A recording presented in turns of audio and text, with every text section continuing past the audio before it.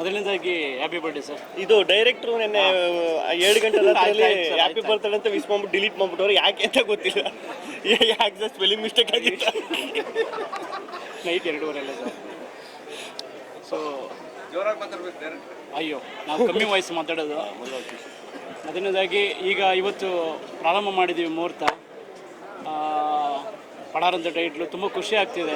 ಗಿಲ್ಲಿ ನಟ ಅವ್ರನ್ನ ನನ್ನ ಏನು ಕಾಮಿಡಿ ಸ್ಟ್ರೆಂತ್ ಇದೆ, ಹ್ಯೂಮರು, ಅದಕ್ಕೆ ಪೂರಕವಾಗಿ ಸುಮಾರು 4-5 ತಿಂಗಳು ಇನ್ನೂ 4-5 ತಿಂಗಳು ಕೂತ್ಕೊಂಡು ಜೊತೆಲಿ ವರ್ಕ್ ಮಾಡಿದ್ವಿ. ಸ್ಕ್ರಿಪ್ಟ್ ವರ್ಕೆಲ್ಲ ಕಂಪ್ಲೀಟ್ ಆಗಿದೆ.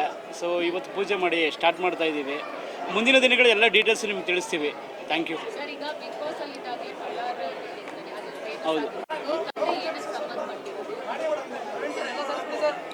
ಪಡ ಅಂದರೆ ನಮ್ಮ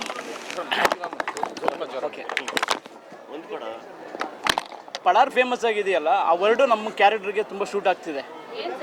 ಅಂದರೆ ತುಂಬ ಕಿಲಾಡಿ ಪಾತ್ರ, ಅದು ತುಂಬ ಕಿಲಾಡಿತನ ಇರುತ್ತೆ ಪಾತ್ರದಲ್ಲಿ. ಹಾಗಾಗಿ ಆ ಪಡಾರ್ ಅನ್ನೋ ಟೈಟ್ಲು ಶೂಟ್ ಆಗುತ್ತೆ ಅಂತ ಇಟ್ಕೊಂಡ್ವಿ.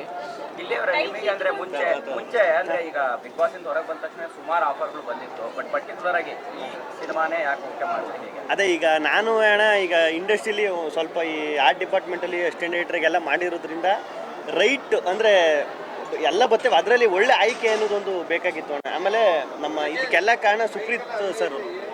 ಕೇಳಿಸ್ತಾ ಇಲ್ವಣ್ಣ? ಹಾಂ ಸಾರಿ, ಇಲ್ಲಿ ನೋಡ್ಕೊಂಡು ಮಾತಾಡ್ಬೇಕಲ್ಲ.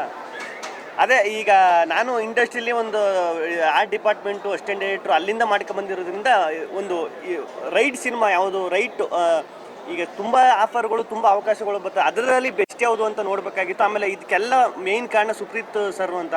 ಸುಪ್ರೀತ್ ಸರ್ ನಿಮಗೆಲ್ಲ ಗೊತ್ತಿರ್ತದೆ, ಅವರು ಮುಂಚೆಯಿಂದನೂ ಪರಿಚಯ, ಮುಂಚೆಯಿಂದನೂ ಅದು ಮಾತುಕತೆ ನಡೀತಾನೆ ಇತ್ತು. ಬಿಗ್ ಬಾಸಿಂದ ಬಂದ ಮೇಲೆ ಅದು ಫೈನಲ್ ಆಗಿ ಈ ಥರ ಒಂದು ಮಾಡುವ ಅಂತ ಚಂದ್ರಮೋಹನ್ ಸರ್, ಆಮೇಲೆ ಮುಂಚೆಯಿಂದನೂ ಇವ್ರು ಸಿನಿಮಾ ಬಾಂಬೆ ಮಿಠಾಯಿ ಅಂತ ಸಿನಿಮಾ ಡೈರೆಕ್ಷನ್ ಮಾಡಿದ್ರಲ್ಲ, ನಾನು ಕಾಲೇಜಲ್ಲಿ ಇದ್ದಾಗ ನೋಡಿದ್ದು, ಫಸ್ಟ್ ಇಯರ್ಲಿದ್ದೆ ಆ ಸಿನಿಮಾ. ಅದು ಇವ್ರು ಮೀಟ್ ಮಾಡಿದಾಗ ಫಸ್ಟ್ ಅದೇ ಹೇಳಿದೆ, ಸರ್ ತುಂಬ ಇಷ್ಟ ಸರ್ ಆ ಸಿನಿಮಾ, ಕಾಲೇಜಲ್ಲಿ ಇದ್ದಾಗ ನೋಡಿದೆ ಅಂತ.